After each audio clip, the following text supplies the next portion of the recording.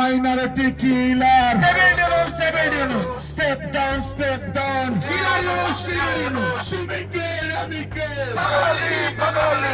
ছাত্র জনতার গণ অভ্যুত্থানে ক্ষমতাচ্যুত শেখ হাসিনার দল আওয়ামী লীগকে ভারতের ক্ষমতাসীন বিজেপির বাংলাদেশি শাখা বলে মন্তব্য করেছেন কলকাতা ও লন্ডন ভিত্তিক সাংবাদিক, গবেষক, অ্যাক্টিভিস্ট অর্ক ভাদুরী। শুক্রবার দুপুরে নিজের ফেসবুক আইডিতে এক স্ট্যাটাসে এই মন্তব্য করেন তিনি।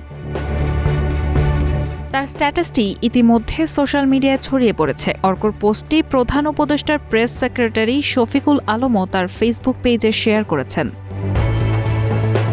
পোস্টটিতে অর্ক ভাদুরী লিখেছেন, ভারতের প্রধানমন্ত্রী নরেন্দ্র মোদী আমেরিকায় গিয়েছেন। তাকে স্বাগত জানাতে বাংলাদেশ আওয়ামী লীগের মার্কিন যুক্তরাষ্ট্র শাখা ওয়েলকাম নরেন্দ্র মোদী লেখা ব্যানার নিয়ে জমায়েত করেছে। আওয়ামী ছাত্রলীগের অফিসিয়াল পেজ এই ভিডিও শেয়ার করেছে। ছাত্রলীগের পোস্টটি কমেন্ট সেকশনে শেয়ার করছি। ভিডিওর ডান দিকে ব্যানারটি দেখা যাবে।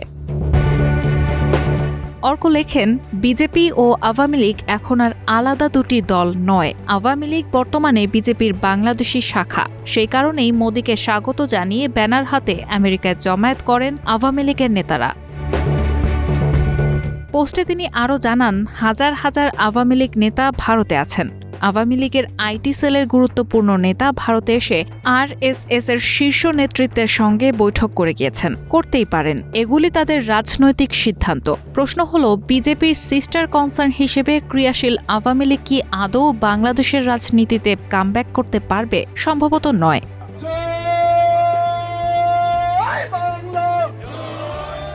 অর্ক বলেন, ইউনূস সরকারের বিরুদ্ধে ক্ষোভ আছে, ক্ষোভ আরও বাড়বে, কিন্তু তার সুফল আওয়ামী লীগ ঘরে তুলবে না, তুলবে অন্য রাজনৈতিক শক্তি।